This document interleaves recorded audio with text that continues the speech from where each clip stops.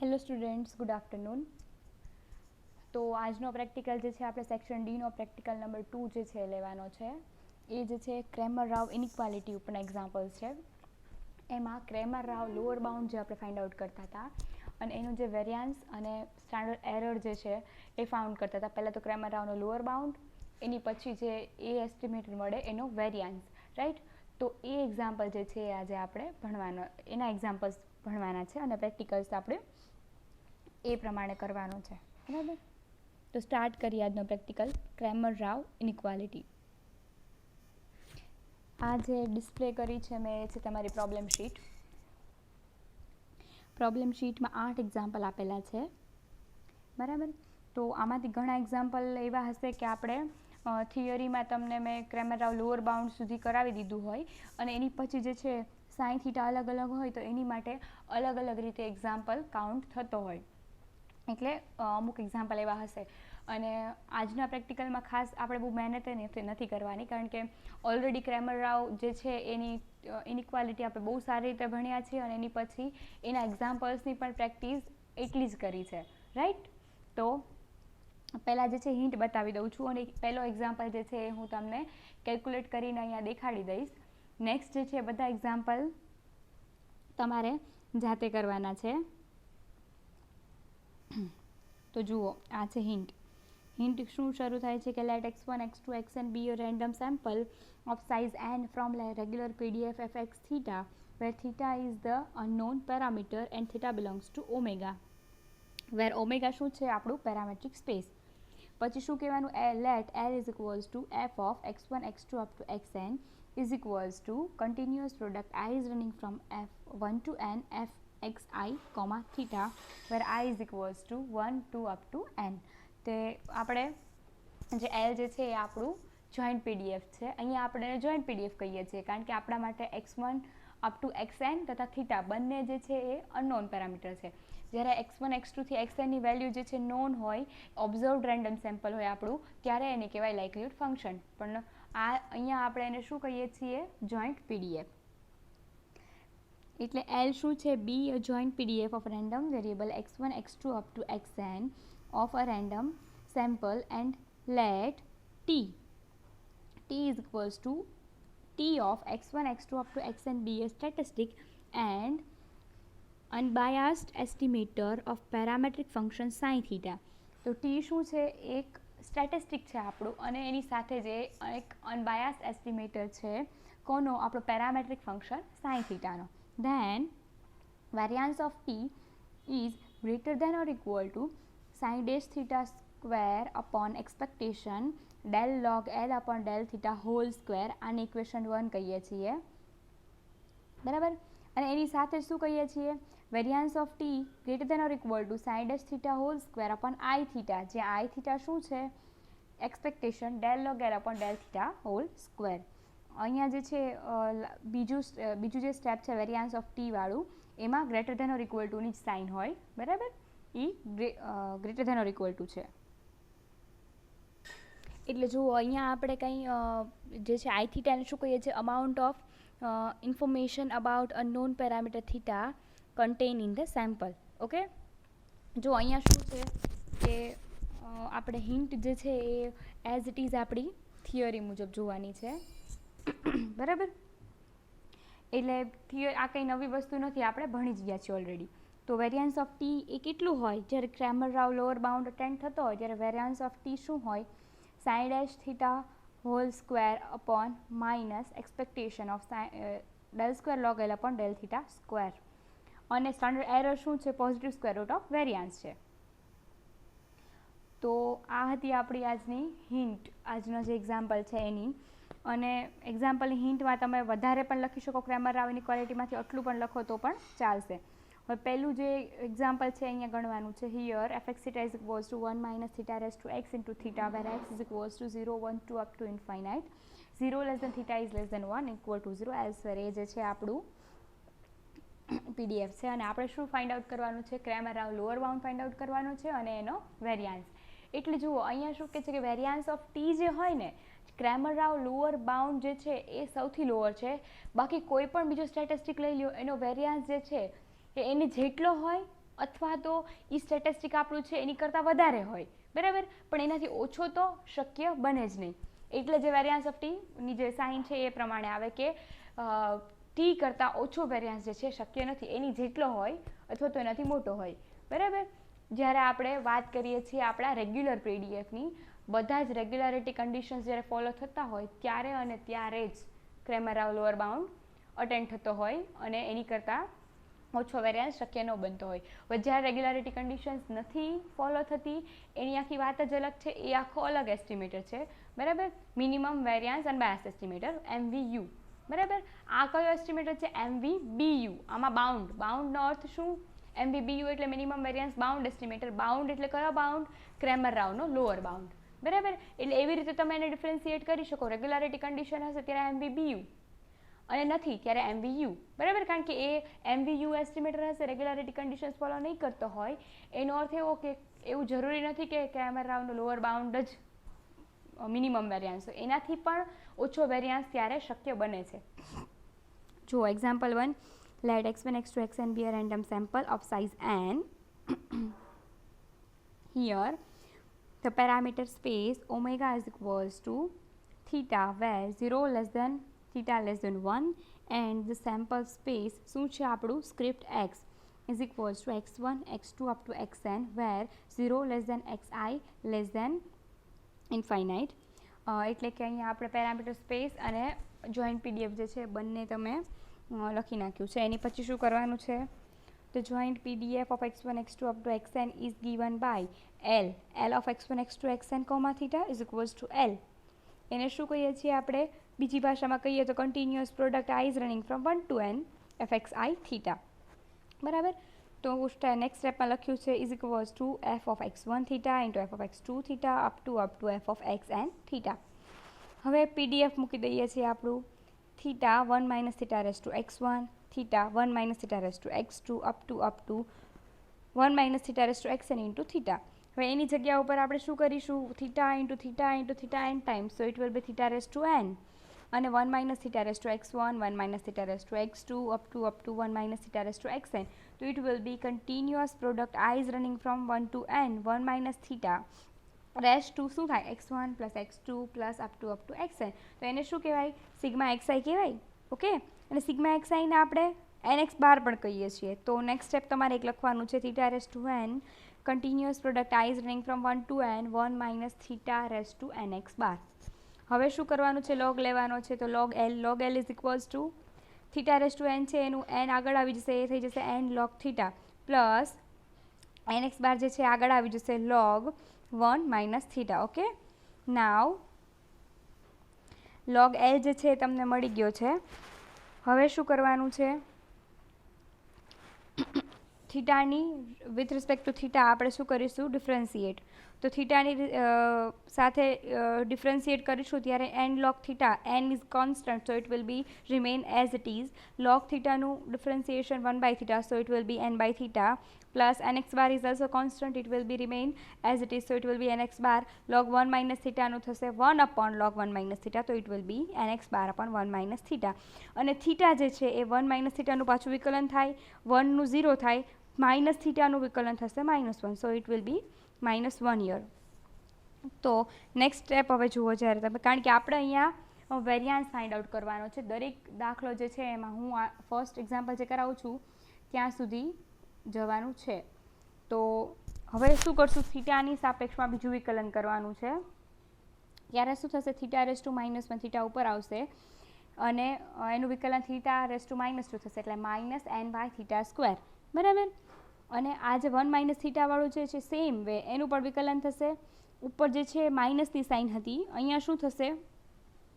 ઉપર આવશે એટલે -2, બરાબર. માઇનસ માઇનસ પ્લસ થશે પણ પાછું જે 1 માઇનસ થીટાનું વિકલન કરશો એમાં માઇનસની સાઇન આવશે ને, એટલે માઇનસની સાઇન જે છે એઝ ઇટ ઇઝ રહેશે. તો nx bar upon 1 minus theta whole square, બરાબર. તો આ છે del square log L upon del theta square. હવે આપણે એક્સપેક્ટેશન લેશું. Now taking expectation on both the sides. So expectation લઈએ ત્યારે શું થાય છે? માઇનસ જે છે એ કોમન કાઢીએ છીએ આપણે, એટલે n by theta square plus nx bar upon 1 minus theta whole square, okay. અને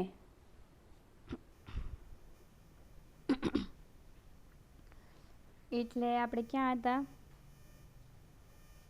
યસ, એક્સપેક્ટેશનવાળા સ્ટેપ, રાઈટ. જુઓ, એક્સપેક્ટેશનવાળો સ્ટેપ શું છે કે એક્સપેક્ટેશન લેવાની છે -n/θ² -nx/θ². આ જે સ્ટેપ જે છે હું તમને અલગથી પહેલાં પીડીએફમાં સમજાવી દઉં એટલે તમને આ યાદ આવી જાય શું હતું. જો આ માઇનસ કોમન કાઢ્યા પછી જે છે એક્સપેક્ટેશનવાળો સ્ટેપ એ મેં લખ્યો છે. માઇનસ કોમન કાઢ્યું છે તો એક્સપેક્ટેશન કોની લેવાની છે? n/θ² +nx/1 θ². હવે શું થાય? એક્સપેક્ટેશન અંદર બધાને લાગે પણ n/θ² જે છે એ કોન્સ્ટન્ટ છે એટલે it will B remain as it is. અને n જે છે એ પણ કોન્સ્ટન્ટ છે, 1 - θ² એ પણ કોન્સ્ટન્ટ છે. એક્સપેક્ટેશન લાગશે ખાલી આપણા x બારને. હવે જુઓ, એક્સપેક્ટેશન ઓફ x બાર એટલે શું કે અહીંયા એક્સપેક્ટેશન ઓફ x બાર એટલે આપણે આપણો પોપ્યુલેશન મીન મૂકવાનો છે, કારણ કે આપણો મીન જે છે એ અનબાયસ્ડ એસ્ટિમેટર હોય. એટલા માટે જ્યારે મીનની એક્સપેક્ટેશન લઈએ ત્યારે એ આપણને પોપ્યુલેશન મીન આપે આપણો. અહીંયા આપણે પોપ્યુલેશન કઈ કહેવાય? આપણી પાસે ડિસ્ટ્રીબ્યુશન કયું છે? 1 - θ⁵x × θ. તો આપણું આ ડિસ્ટ્રીબ્યુશન છે એનો પોપ્યુલેશન મીન શું છે? આ ડિસ્ટ્રીબ્યુશન માટે મીન જે છે એ છે 1 - θ/θ. ઓકે, તો એક્સપેક્ટેશન ઓફ x છે એની જગ્યાએ તમારે મૂકવાનું છે પોપ્યુલેશન મીન. એટલે આપણો પોપ્યુલેશન મીન છે 1 - θ/θ. તો એ વસ્તુ અહીંયા એક્સપેક્ટેશન ઓફ x ની જગ્યાએ તમારે મૂકવાની છે.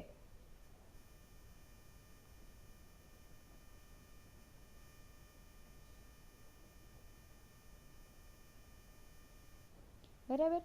તો હવે n/θ² અહીંયા માઇનસ છે જ, પ્લસ n 1 - θ/θ આપણા પોપ્યુલેશન મીન છે. 1 - θ² જે છે એઝ ઇટ ઇઝ કોન્સ્ટન્ટ છે એટલે એ રહેશે. એક વાર જે છે એ છેદ ઉડી જશે ઉપરની સાઈડ. હવે બાકીના બધા સ્ટેપ લખું છું.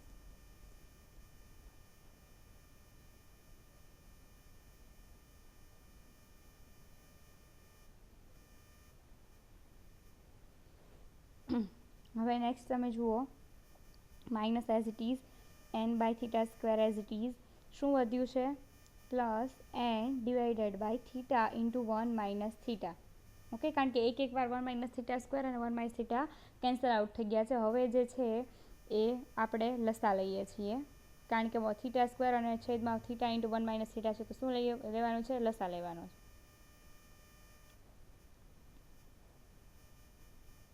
લસા લઈએ તો આ બાજુ 1 - θ નથી એટલે એ ગુણાઈ જશે.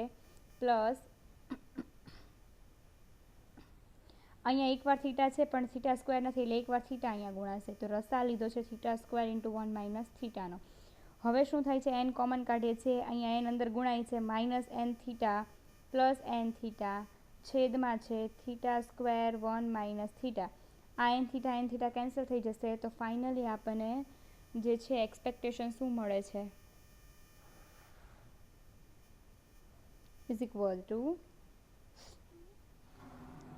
n ડિવાઇડેડ બાય, આ બે તો કેન્સલ આઉટ થઈ ગયા છે, θ² 1 - θ. અને હા, માઇનસની જે સાઇન છે એઝ ઇટ ઇઝ. તો આ જે છે તમને મળી છે expectation of ∇² log L upon ∇θ². Okay, તો હવે દરેક જગ્યા ઉપર આ પહેલાં પણ આપણે વાત થઈ હતી કે અહીંયા ઓલમોસ્ટ જે 8 આપેલા છે એક્ઝામ્પલ એ તમારા જાણીતા જ એક્ઝામ્પલ છે. બીજો એક્ઝામ્પલ છે એ આપણું એક્સપોનેન્શિયલ ડિસ્ટ્રીબ્યુશન હશે. બરાબર. પછી નોર્મલ ડિસ્ટ્રીબ્યુશન છે એક 1 - θ⁵x. આ બધા જે એક્ઝામ્પલ જે છે આપણે કરેલા છે એટલે એ બધાનો જે છે પોપ્યુલેશન મીન જે છે એ તમને યાદ હોવો જોઈએ. તો અને તો જ તમારાથી આગળનો એક્ઝામ્પલ જે છે એ કાઉન્ટ થતો હોય. બરાબર. છતાં ચલો આજે અત્યારે ટાઈમ રહેશે તો હું પોપ્યુલેશન મીન કહી દઉં છું કે દરેક એક્ઝામ્પલનો પોપ્યુલેશન મીન શું છે. ઓકે, તો આ તો પહેલાં એક્ઝામ્પલની વાત થઈ. આપણે ક્યાં પહોંચ્યા છીએ? ∇² log L upon dθ². એટલે અહીંયા જુઓ તમને મળે છે ∇² log L upon dθ² છે -n/θ² × 1 - θ. તો વેરિયન્સ ઓફ t શું છે? sin θ² upon expectation of ∇² log L upon dθ². બરાબર, એને ઇક્વેશન 1 કહીએ છીએ. હવે પહેલા એક્ઝામ્પલની જે શીટ છે આપણી એની અંદર જુઓ, પહેલાં તમને આપ્યો છે sin θ² આપેલો છે. શું આપ્યો છે? θ². તો હવે થીટા સ્ક્વેર જે છે એની ઉપરથી આપણે એક્ઝામ્પલ ગણશું. પહેલું જો રહ્યું આ રહ્યું થીટા સ્ક્વેર, ઉપર આપણે સાઇન ડેશ થીટા જોઈએ એટલે પહેલું વિકલન કરશું તો એ થઈ જશે 2 થીટા, રાઈટ. તો variance of T is equals to 2 theta whole square upon શું છે N theta square 1 minus theta. છેદનો છેદ છે અંશમાં જશે, જે કંઈ પણ કેન્સલ આઉટ થતું એ કેન્સલ આઉટ કરશો તો ઉપર તમને મળે છે 4 theta raise to 4 into 1 minus theta divided by N, right. અને સ્ટાન્ડર્ડ એરર એ શું હોય? Positive square root of variance. તો positive square root of variance જે છે તો જ્યારે સ્ક્વેર રૂટ રહેશે તો 4 થીટા રેઝ ટુ 4નું વર્ગમૂળ થશે 2 થીટા સ્ક્વેર, વર્ગમૂળમાં એઝ ઇટ ઇઝ જે વસ્તુઓ છે બધી રહેશે. હવે જોઈ લ્યો sine theta is equals two theta માટે પણ કરેલું છે અને sine theta is equals two 1 minus theta માટે પણ જે વસ્તુઓ છે એ આમાં કરીને દેખાડેલી છે, બરાબર. તો આ હવે મને નથી લાગતું કે આ વધારે મારે કંઈ સમજાવવાની જરૂર હોય, કારણ કે આવા એક્ઝામ્પલ આપણે લોટ્સ ઓફ એક્ઝામ્પલની પ્રેક્ટિસ આપણે ઓલરેડી કરેલી છે. તો ફર્સ્ટ એક્ઝામ્પલ જે છે મેં ગણાવી દીધો છે, એનો પોપ્યુલેશન મીન હતો 1 માઇનસ થીટા અપોન થીટા, બરાબર. તો જુઓ એક્ઝામ્પલ 1 માટે 1 માઇનસ થીટા અપોન થીટા જે છે એ હતું તમારું પોપ્યુલેશન મીન. હવે હું જે એક્ઝામ્પલ બધા બોલતી જાઉં છું એ બધા તમારે ટ્રાય કરવાના છે, કાઉન્ટ કરવાની થઈ જ જશે, કારણ કે આમાંથી ઘણા બધાનું તમને લાઇકલીહુડ ફંક્શન સુધીની બધી જ બાબતો ખબર છે. ખાલી હવે લોગ એલ એ ખબર હોય છે અમુકમાં, તો પહેલું વિકલન પણ ખબર. તમારે ખાલી શું કરવાનું છે, બીજું સેકન્ડ ડેરિવેશન કરવાનું છે, એનું એક્સપેક્ટેશન લેવાનું છે, બરાબર. એટલે અમુક એક્ઝામ્પલ તમને અડધો અડધ તમારી બુક્સમાંથી ગણેલા મળી જ જવાના છે. તો હવે બીજા એક્ઝામ્પલ માટે હું તમને કહી દઉં છું. બીજું એક્ઝામ્પલ આપેલું છે 1 upon theta e raise to minus x by theta. તો એની માટે જે પોપ્યુલેશન મીન જે છે એ શું હોય? એક્સ બાર જે હોય એ તમને શું મળશે? થીટા મળશે, બરાબર.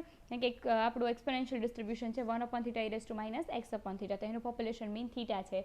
એટલા માટે તમારે જ્યારે એક્સપેક્ટેશન લેવાની આવે એક્સ બારની તો એની જગ્યાએ તમારે થીટા મૂકવાનું છે. એક્ઝામ્પલ 3 છે, બહુ જાણીતું છે, e raise to minus theta theta raise to x upon x factorial. આની માટે હું તમને પોપ્યુલેશન મીન કહેતી નથી, જાતે તમને ખબર હોવો જોઈએ, બરાબર. એની માટે નથી કહેતી. એક્ઝામ્પલ 4 જે છે કમ્પલસરી ગણવાનું છે તમારે. એક્ઝામ્પલ 4માં એક તો હું કહી દઉં કે શું રકમમાં શું છે 1 અપોન √2 પાઈ.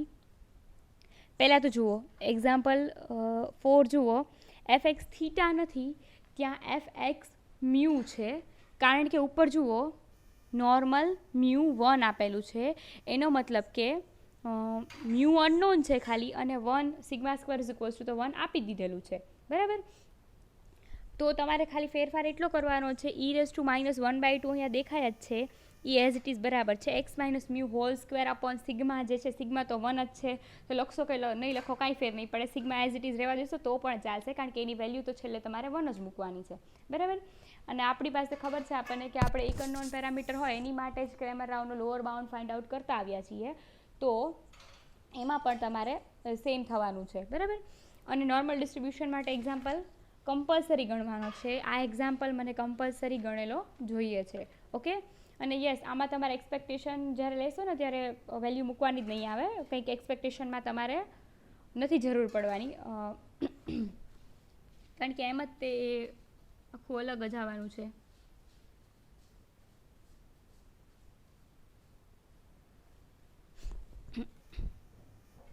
એ કાઉન્ટ કરશો ને ત્યારે તમને ખબર પડશે કે del log L upon del mu જે છે ને એ તમને nx bar minus N mu મળશે. હવે તમે જ્યારે મ્યુની સાપેક્ષે વિકલન કરશો ને ત્યારે શું થવાનું છે, nx બાર વાળો પાર્ટ 0 થઈ જશે, મ્યુ ખાલી એનની સાથે જશે, એટલે આન્સર જે છે એક્સપેક્ટેશન એ તમારે એન જ આવવાનો છે, બરાબર.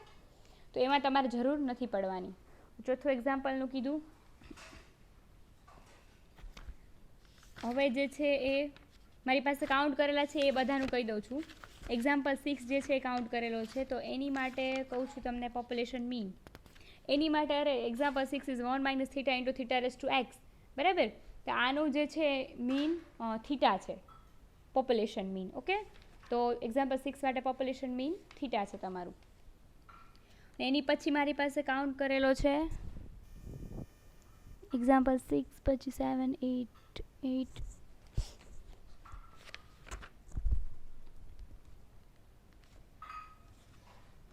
8 જે છે એ છે x raise to theta into 1 plus x નથી ત્યાં, 1 પ્લસ થીટા છે. જુઓ એક્ઝામ્પલ જે છે હું જે સ્ક્વેરશીટ જે હું મૂકું છું હમણાં એમાં હું આ ચેન્જીસ કરીને મૂકીશ એનું PDF, એટલે તમને કન્ફ્યુઝન ન ઊભું થાય. ફરીથી કહું છું, એક્ઝામ્પલ નંબર 8 એમાં જે fx થીટા છે is x raise to theta into 1 plus x નથી, 1 પ્લસ થીટા છે. શું? 1 પ્લસ થીટા છે. ઓકે, અને એનો પોપ્યુલેશન મીન જે છે એ કહું છું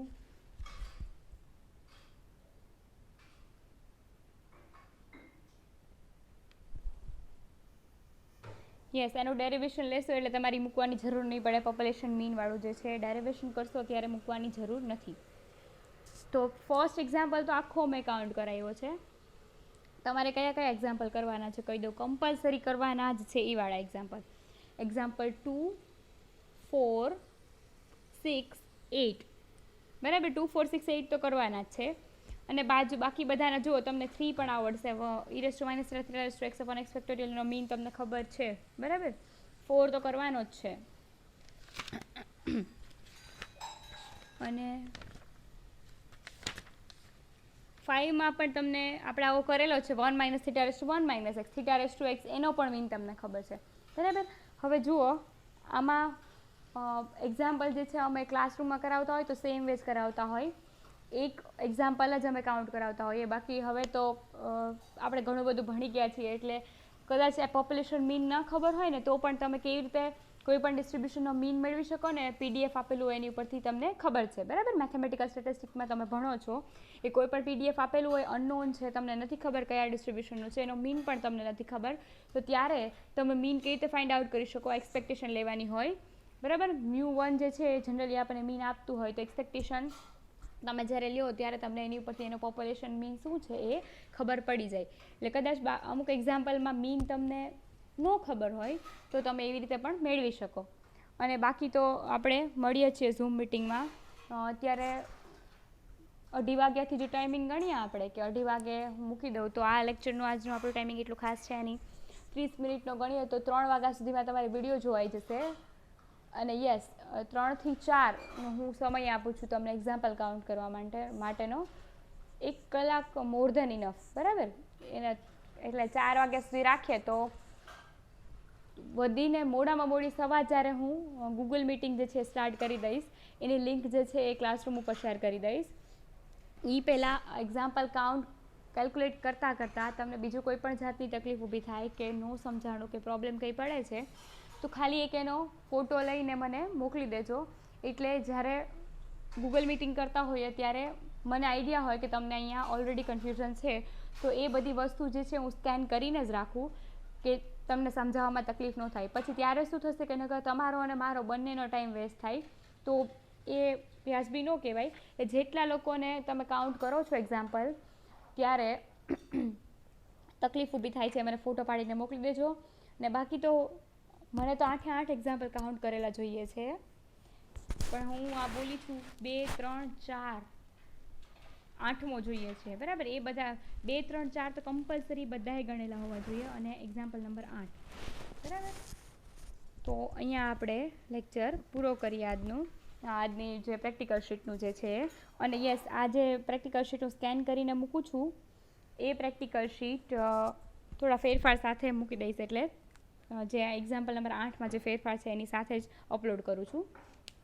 તો ઓકે, આજનો વિડીયો અહીંયા પૂરો કરીએ.